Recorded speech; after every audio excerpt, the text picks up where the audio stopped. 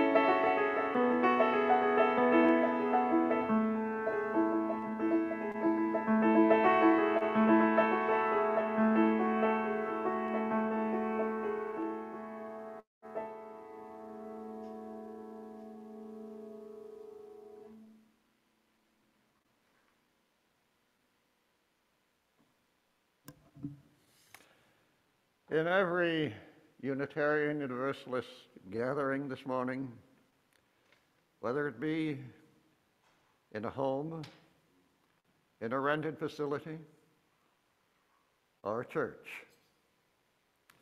in every gathering of UUs around the world, a flame in a chalice is being lighted. May the light from the flame remind us that we are seekers of truth, and may the warmth of the flame remind us that in community we hold families, this congregation, and all others in kindness and in comforting the afflicted. Please stand as you're willing and able to sing hymn number 175 in the gray hymnal. We celebrate the web of life, verses 1, 3, and 4.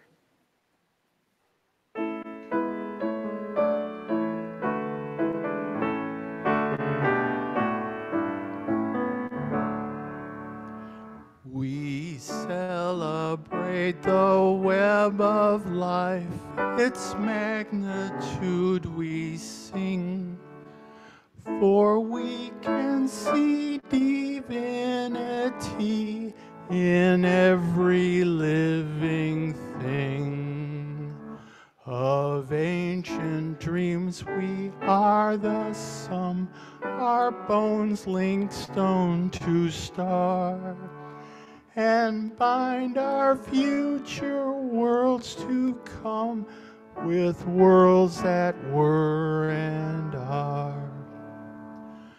Respect the water, land, and air, which gave all creatures birth. Protect the lives of all that share the glory of the earth.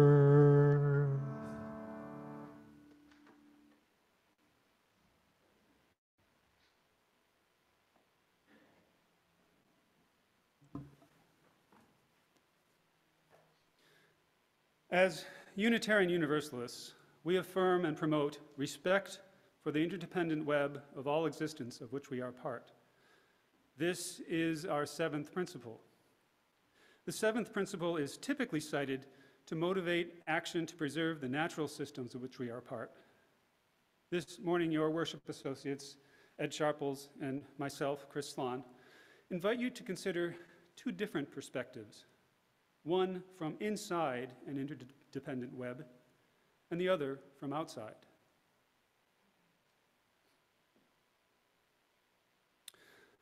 Our worship services are live streamed via Zoom, then later posted to our website and Facebook page. To protect the privacy of our children, we use a pre-recorded time for all ages. There are other reasons, like our current technical abilities and having a director of religious service education who works remotely from a distance, but privacy is at the top of the list. When the story's over, kids are invited to leave the sanctuary for religious education. There are adults waiting in the back of the sanctuary to take you to your classrooms.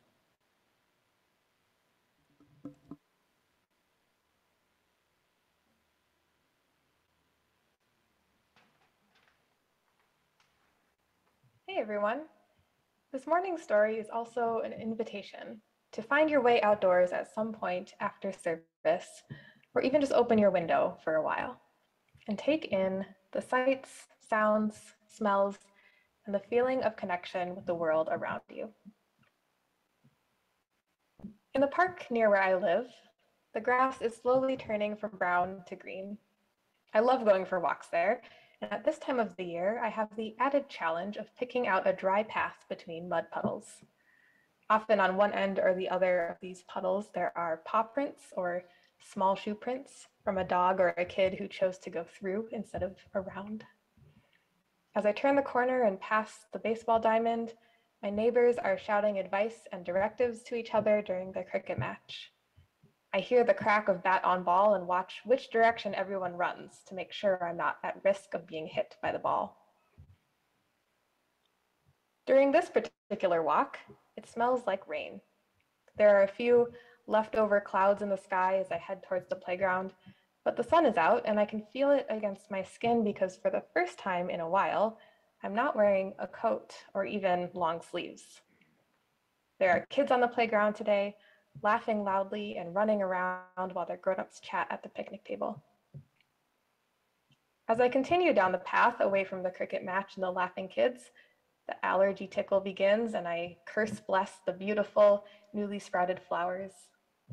It's quieter on this end of the park, and I can hear squirrels making those weird noises that they make, rushing through the last year's leaves to scurry up a tree, just in case I'm about to try and eat them. And the trees, the wind blows through them just as I pass, as if to remind me that as I breathe, the trees breathe with me. Have you ever journeyed through nature like this and noticed similar things? During walks like this, I like to take time just noticing. For each thing I notice it again in whether it is currently alive, used to be alive but is no longer, or was never alive. The things currently alive, a new flower, baby animals, I hold with joy. The things that used to be alive but no longer are, dry brown leaves, an animal's skeleton, I acknowledge their life and their contribution now to the circle. And the things that were never alive, rocks, sunshine, I thank them for their steadfast presence. And in this noticing, somewhere, I exist. Well, I hope you will wander out into the fresh air sometime soon and recreate this story for yourself, noticing the things you are connected to, that I am also connected to, and how wonderful and complicated that is.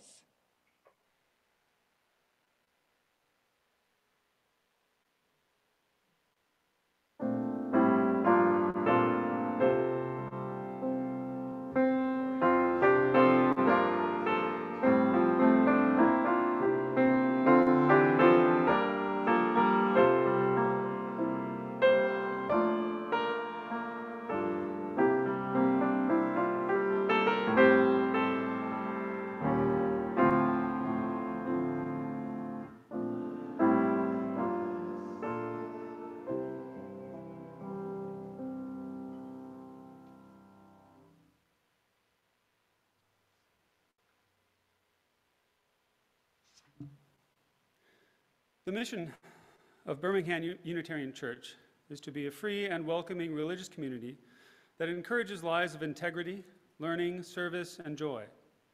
One way we live out this mission is by giving half of our weekly offering to a nonprofit organization that shares our values and addresses needs in one of these areas: environmental action, economic justice, civic engagement, and racial justice. we support a new organization each month. In April, our recipient is EcoWorks. EcoWorks is a Detroit-based nonprofit with over 30 years of experience in providing services at the intersection of community development and sustainability. Their clients range from low to moderate income households and community organizations to businesses and local governments. EcoWorks has sent a short video to tell us more about themselves.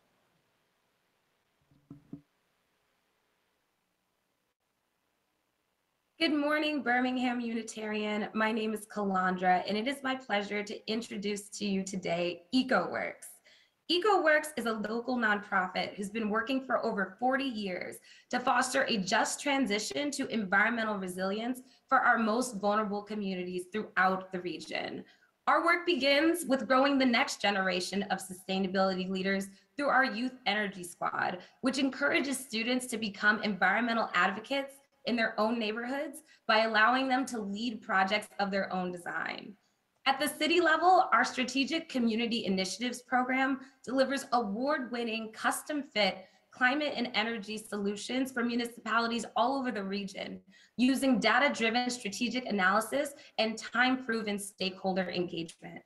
Our EcoD program brings all of these scales of impact together by bringing residents to the same table with organizations to organize and work collectively to strengthen their homes and neighborhoods to not only survive the impacts of climate change, but thrive despite its challenges. From youth to local government, it's up to all of us to step up into stewardship of this beautiful planet entrusted to our care. If you'd like to learn more, you can visit us anytime at ecoworksdetroit.org. Thank you so much for your time, and God bless.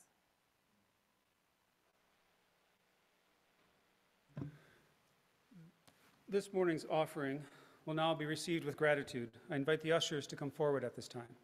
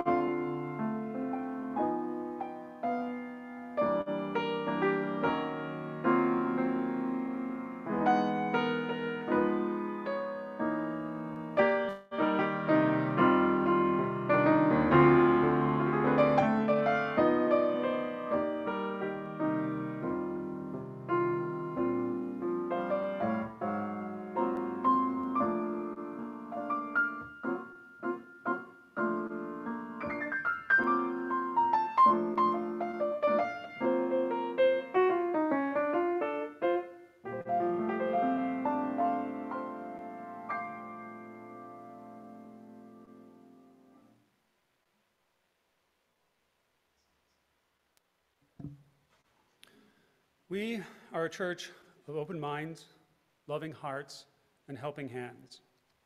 With gratitude, we dedicate this offering to the good works of our congregation and dedicate ourselves to its service.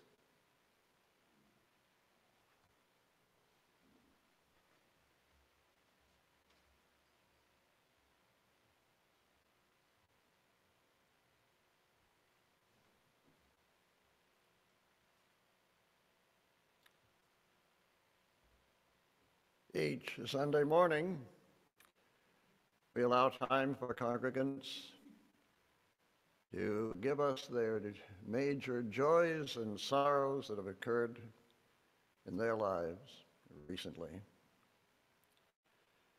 We have two joys this morning. One is from Annis Pratt. Annis is 85 years old today. Go ahead. Happy birthday.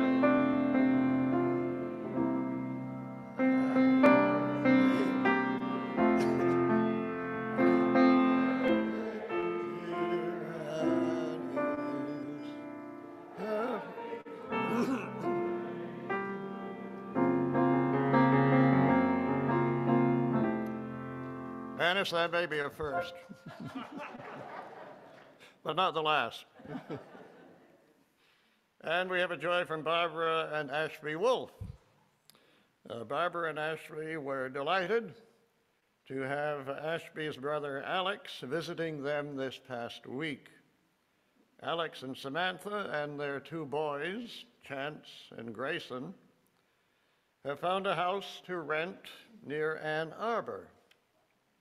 They're coming in from San Francisco. The family is looking forward to being closer to home. So congratulations. And we have a sorrow from Neil Geiger and his family. Peter Carl Geiger died on March 24 at home, surrounded by his family.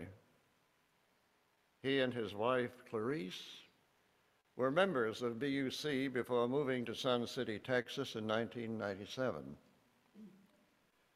A memorial service is being held today at the San Gabriel Unitarian Universalist Fellowship in Georgetown, Texas.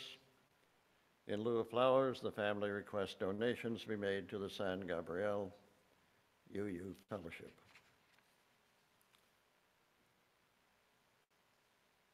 And now I invite you to think upon what you have heard here this morning, as you also consider those life issues that may be too deeply held this morning for sharing.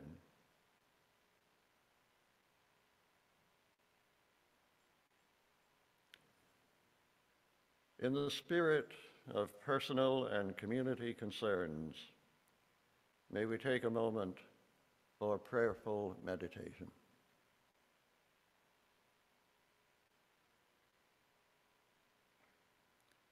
In the name of compassion and understanding,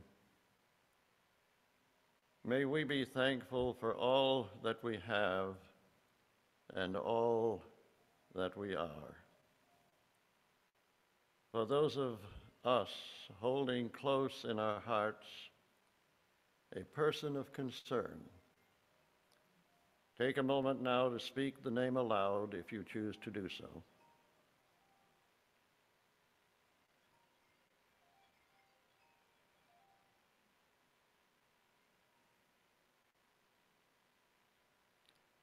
We are grateful for life and for all who would improve it. We grieve with the people of the Ukraine, whose houses, apartments, schools, hospitals are being destroyed. They are terrorized without mercy. May they receive the medicines they need and find ways to continue educating the young.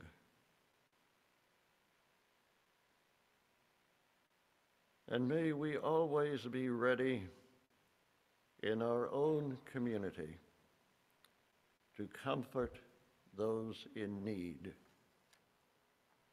May we do so with a spirit of generosity and loving kindness. And now, in silence, take a few moments to think upon these things that are of deep value to you.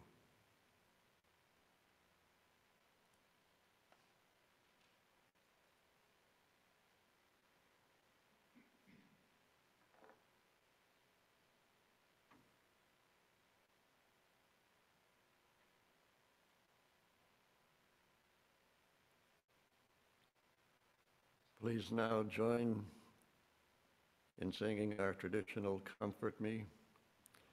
The first verse begins, Comfort me. The second verse begins, Sing to me. And the third begins, Speak for me.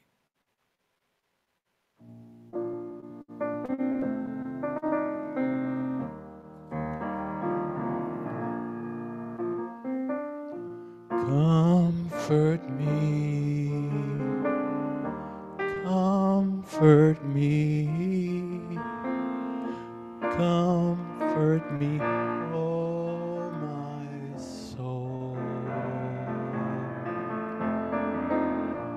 Comfort me, comfort me, comfort me, oh my soul. Sing for me. Sing with me. Sing with me. Sing with me, oh my soul. Sing with me. Sing with me. Sing with me, oh my soul. Speak for me. Speak for me. Speak for me. Speak for me, oh my soul. Speak for me. Speak for me. Speak for me, oh my soul.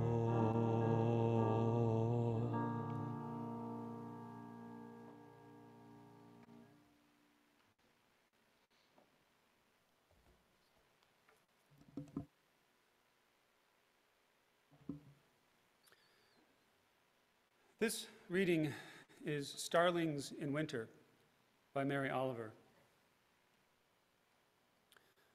Chunky and noisy, but with stars in their black feathers, they spring from the telephone wire, and instantly they are acrobats in the freezing wind. And now, in the theater of air, they swing over buildings, dipping and rising. They float like one stippled star that opens, becomes for a moment fragmented, then closes again. And you watch, and you try, but you simply can't imagine how they do it with no articulated instruction, no pause, only the silent confirmation that they are this notable thing. This wheel of many parts that can rise and spin over and over again, full of gorgeous life.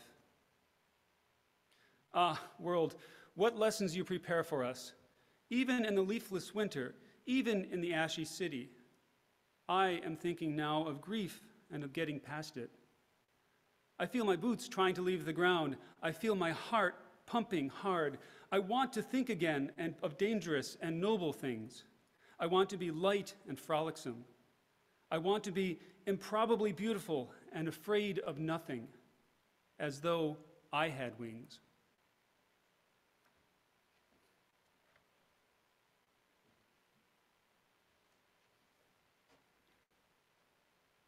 I asked congregant Shane O'Neill to write something on sustainability. And these are Jane's words. A common definition of sustainability, meeting our own needs without compromising the ability of future generations to meet their own needs, may not go far enough. We are a part of the web. We are not separate from it. We are not above or better than the rest of the web. We are part of a vast web on this planet, and every ingredient in that web is currently at risk. Real action is needed, and it is needed now. We can try to influence our government by telling the leaders what we want. We can try to influence corporations with our investment and purchasing dollars. And we must do what we can in our own lives and circles of influence. At Birmingham Unitarian Church, the Environmental Action Team is working on an overall campus action plan to implement many actions that help us lower our carbon burden and increase sustainability. Every member of this church is invited to participate, and we hope you do. It is a necessary function of our BUC community.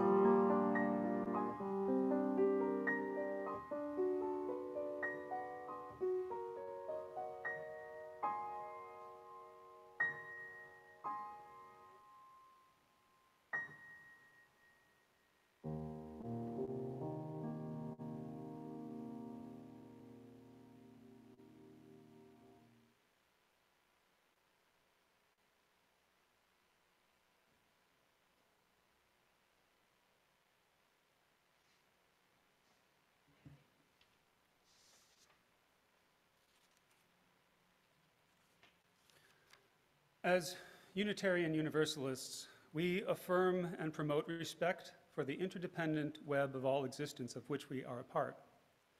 This is our seventh principle. In reading other people's writings on the seventh principle, I've found that it is most often cited to motivate action to protect the living planet we depend on.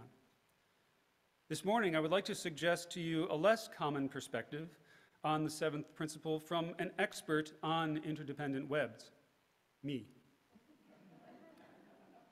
Now, in my line of work, we don't call them interdependent webs, we call them systems. You see, I'm a systems engineer. Systems engineers define a system as a set of components that have functional relationships. The components can be really anything: machines, living things, subatomic particles, social institutions. And the functional relationships mean that every component can affect the properties of at least one other component of the system. In other words, a system is an interdependent web. I want to share with you one idea about systems that I think will give you a new perspective on the interdependent web, the system we have enshrined in our seventh principle. This idea has to do with how we describe a system as a whole. In general, there are two ways to do this. One way is to aggregate or sum up the properties of the components of the system. So let's consider us, all of us gathered here and at home, as a system, or if you prefer, an interdependent web. We are its components, and we have functional relationships with each other. If I wanted to describe us, the system, by weight, I would simply sum up the weights of each individual component, and I know the weight of the system. If I wanted to know how much energy we were consuming as a system, I would sum up the energy consumption of each of us, and I would know the energy consumption of the system. So I can describe the system by summing up the properties of its components. But systems also have properties that cannot be deduced from knowledge of the properties of the components. Let me say that again correctly. But systems also have properties that cannot be deduced from knowledge of the properties of the components. This kind of property of a system is called an emergent property. An emergent property emerges from the interactions of the components of the system. A beautiful example of a natural system that has easily recognized emergent property is the murmuration of starlings. A murmuration is when thousands of birds fly in close proximity. Each bird follows an instinctive set of simple rules that help them avoid collision with other birds, but compels them to stay close for safety.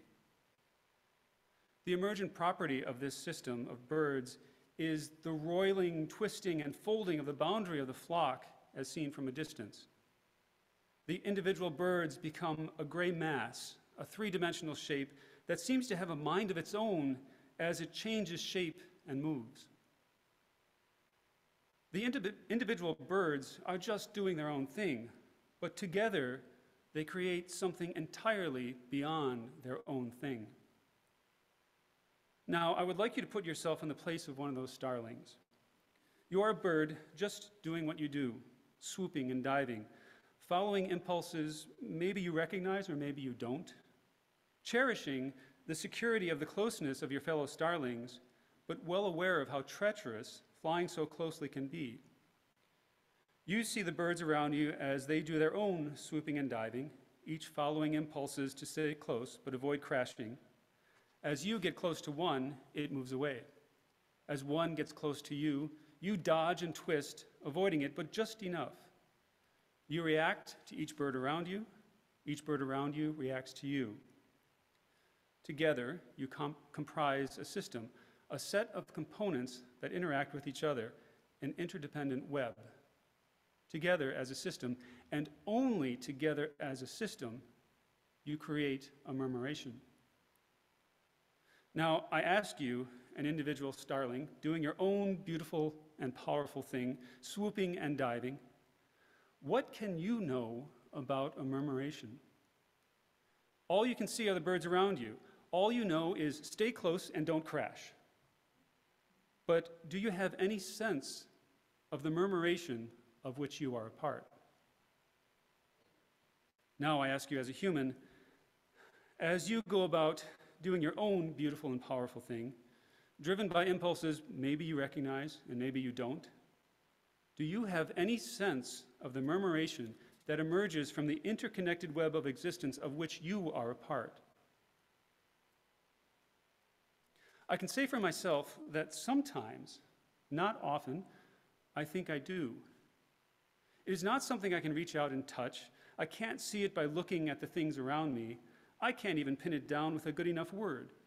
To describe that sense, I use many words: spiritual, numinous, divine. Whatever word I happen to call it, there are moments when a feeling of being part of something beyond what I know comes to me. It has come to me while sitting there making music with the choir. It has come to me when a jumble of unruly mathematical symbols on the left side of the page resolve to equals 1 on the right side of the page. It has come to me when I paused in my effort to clear my drive of snow and breathed in the cold, clear quiet. Today, or sometime soon, as you do your own thing, swooping and diving, I hope you are overtaken by that sense. I hope you have a moment when you become aware of some emergent property of this interdependent web of all existence of which you are a part, this murmuration. When it does, pay it some respect. May it be so.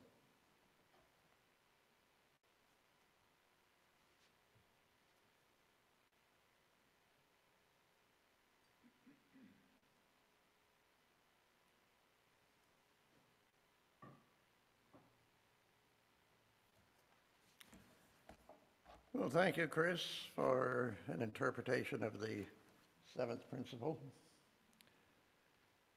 It's an understanding that very few others have felt or known. Well, I have bad news. In fact, it's very bad news. Jane wrote a lovely piece on sustainability, but she is not in sync with the Word of God. In Genesis chapter 1, verse 26, God says either to other gods or using the royal prerogative in the plural, such as, "We are not amused." He says, "Let us," now he could be speaking to other gods, "let us make humankind in our image, according to our likeness." God likes repetition. Image and likeness are synonymous in this verse. "And let them have dominion over the fish of the sea and everything else."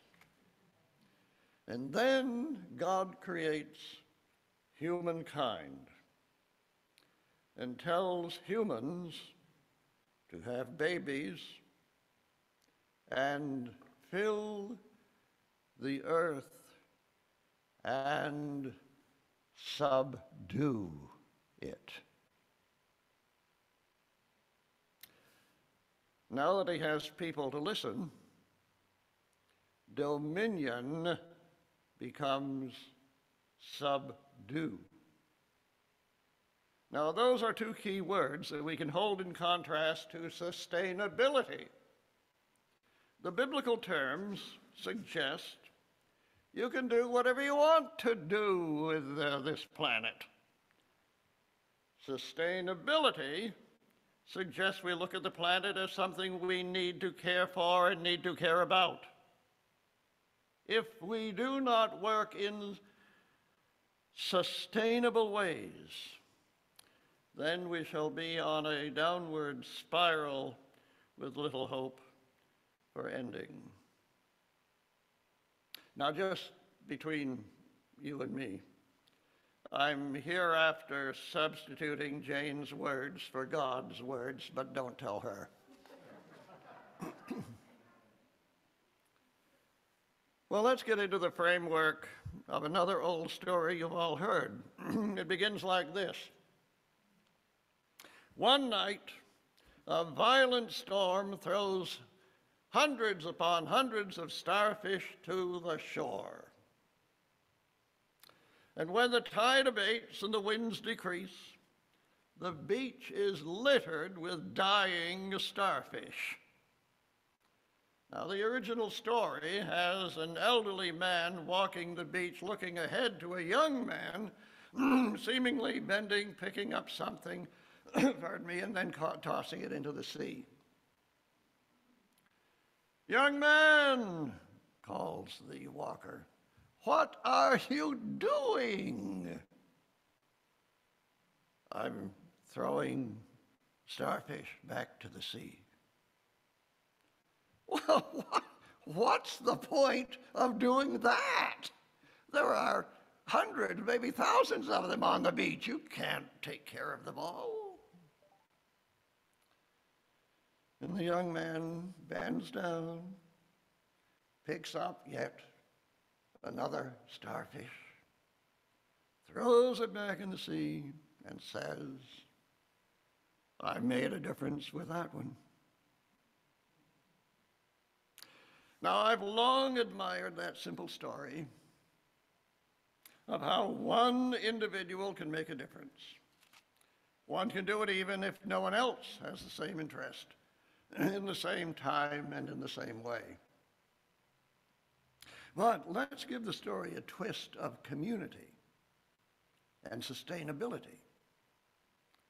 We'll keep the same storm, the same high tide that draws back the same hundreds of starfish on the shore. But in this version, the young man gets up early. He walks down to the beach. He sees the dying starfish, and he hustles back to his rented house. He describes the situation to his three buddies, tells them he's seen a tragedy in nature, and he succeeds in moving them to act.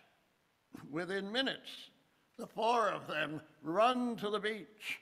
All four start tossing the starfish back to the sea. 4 hours later, they've completed their goal. Well, what a difference. What a difference communities can make as they work in good faith for a common cause. The need for and the concept of community was probably established with the dawn of mankind. It probably became clear that human nature being what it is, people needed to come together in tribes. They needed some division of labor for hunting and gathering. They needed to protect themselves against marauders from other tribes. The answer was to join family with family and create tribes or communities. Now, a key phrase in the Unitarian Universalist seventh principle is the interdependent web. The phrase at the social level that translates into the concept of community. Thinking of how human communities evolved in the darkest of dark ages, one can imagine that our ancestors found a profound need to establish tribes. I have a profound need for a drink of water. The need for them seemed so important that individuals did not even think of them. So important were they that they simply evolved, as did our ancestors within them. Tribes evolved. Now, skipping a few thousand years or so, come with me to our own time and to the interdependent web, the universal connectedness of everything. Community is the evidence of how we are entwined in relationships. We are not alone. Instead, we are communities of families, of neighbors, of towns and cities that are broken into subsets of like-minded people. So here at BUC, we have our own community of acting, caring people who work to improve life local and life universal. Why is that so? Is it not that what one person does may encourage another to join in her efforts? And when that happens, we have the start of a community group that strives to be the vehicle for improvement. No, we are not alone. Now, several weeks ago, I was writing a document to answer a question I'd been given. It was, pardon me, have you ever been really unhappy? And if so, how did you get through that time in your life? Well, I'm not going to read my entire response, but yes, I did go through a time in life when I was really unhappy.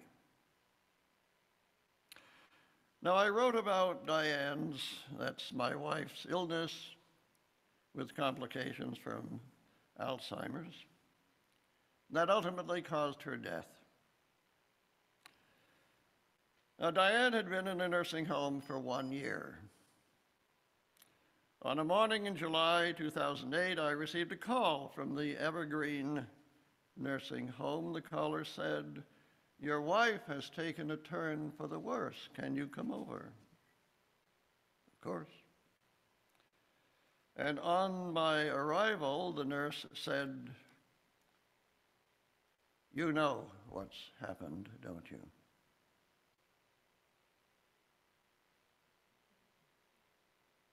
I did. We walked to Diane's room and found her body lying in bed, her face calm, with beauty restored. It was a face without physical pain or mental anguish. I held her still, warm hand. The nurse said, "May I call clergy?" I could not speak, but I nodded yes. And within minutes, Reverend Douglas Gallagher and his wife Celia were with me. Within minutes. I did not need them to say anything more than they were sorry. It was their presence that gave me comfort and strength.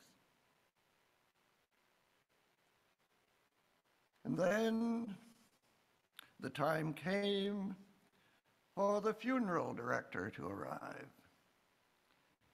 His work at that time was to transfer Diane's body to a black bag and place it on a gurney. And finally, he suggested that Doug, Celia, and I go out to the hall while he did his work. But Celia said no. She did not want to do that. She said, "I want to hold her head."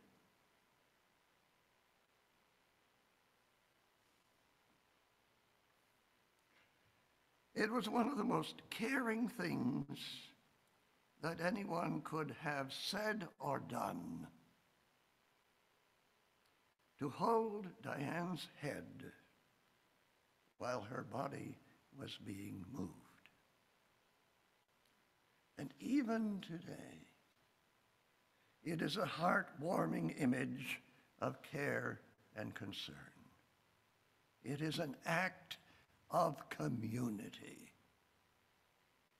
I was not alone. Oh yes, there was a time in which I was really unhappy. And being in community with my sons, my grandchildren, my church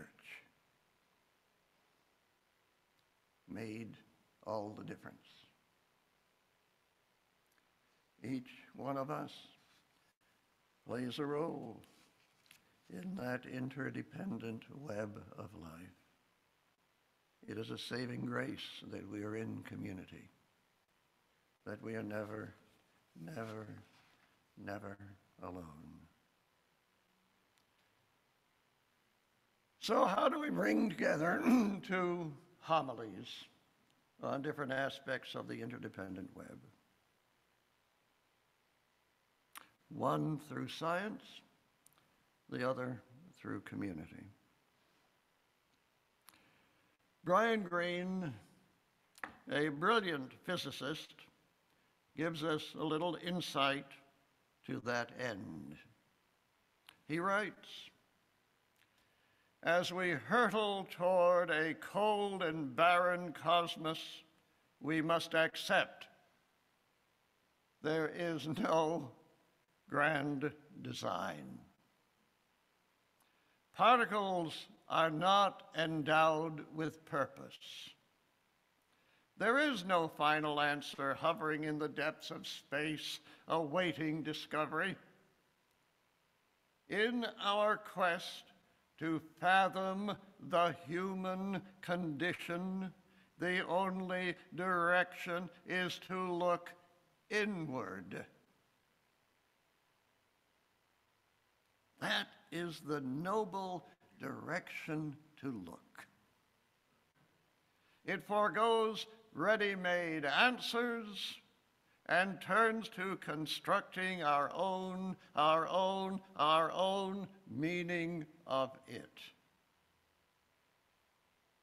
Science grasps external realities, but everything else is the human species contemplating itself, grasping what it needs to carry on, and telling a story that at its best stirs the human soul.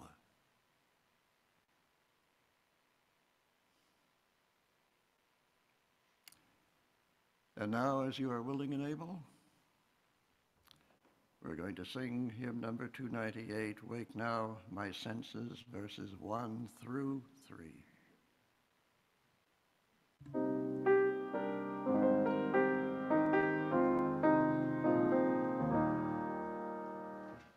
Wake now my senses and hear the earth call. Feel the deep power of being in all. Keep with the web of creation your vow, giving, receiving as love shows us how. Wake now my reason, reach out to the new. Join with each pilgrim who quests for the true. Honor the beauty and wisdom of time. Suffer thy limit and praise the sublime. Wake now, compassion, give heed to the cry. Voices of suffering fill the wide sky.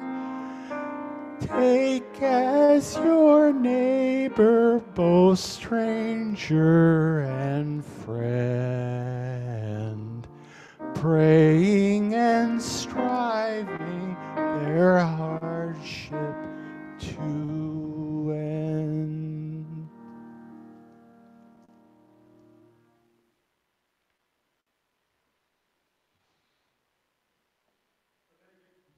Our benediction are the words of Israel Bufardi. My friends, when you go from here, know that our hearts are always in a holy place, for we are always connected to one another.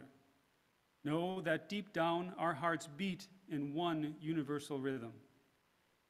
May we each find the sacred space to hear it.